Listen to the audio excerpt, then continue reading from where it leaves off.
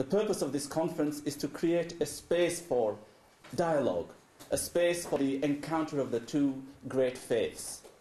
Two men have walked down my street for 23 years and have never spoken. One comes from India and one from Pakistan. They walk on opposite sides of the street and go to the same paper shop as I do. I go down the middle of the street and they both give me a bad earache by telling me about Kashmir, for which a Labour government was responsible in 1948 before I was born. So they're walking down separate ways to the street. Last year, I saw them coming up the street together, these two men, one with an arm round the other. It was dark, it was in the evening, it was late in December. And I leapt into the middle of the street and I said, "You two, what's going on? Has there been an act of God into marriage? Why are you two with your arms round each other?" And one man said to me, he said, "John," he said, "I was watching television because of the terrible earthquake. You remember the earthquake in Pakistan, Kashmir?"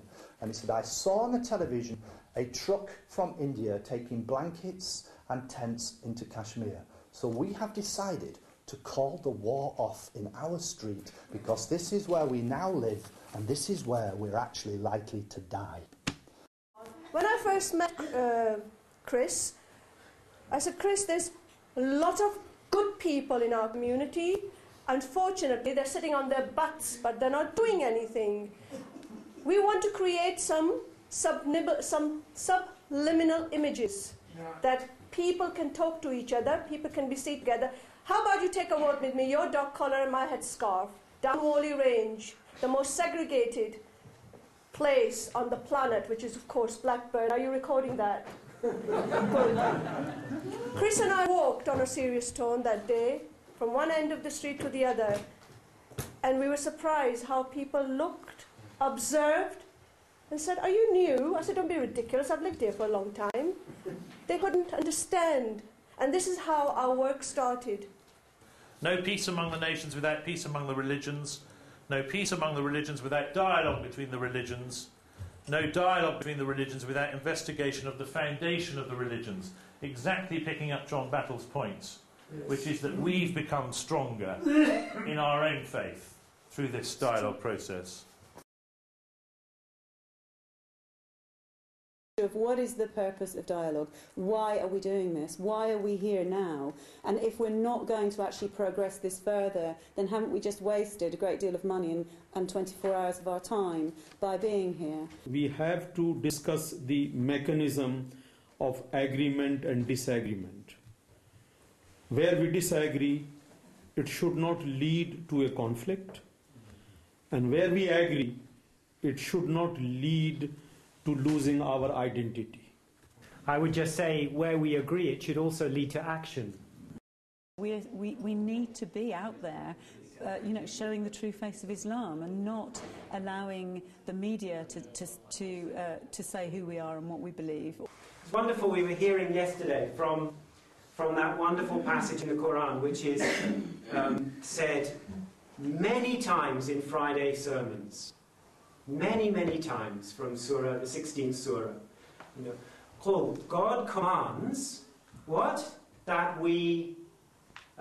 you should do justice, that you should do good, ihsan, and that you should give your relatives their due. And who are our relatives? Our qurba. And what does qurba mean? Those who are near to us. So what is the question then? How qarib are our qurba? How close are those close? Who is this neighbor?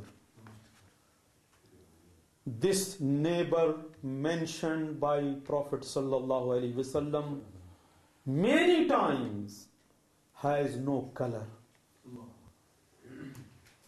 has no cultural, geographical or linguistic identification.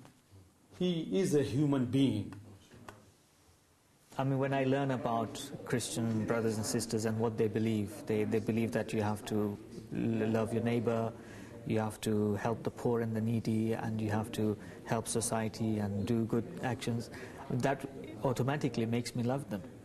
When they hear about me as a Muslim saying that you have to care for your neighbors, you have to care for the poor and the needy, and you have to work for the betterment of society and so forth, they will begin to love me. So already there is that commonality that binds us together, and there's reason to love one another. If we can't love each other as human beings, then these are other reasons that can help us to love one another.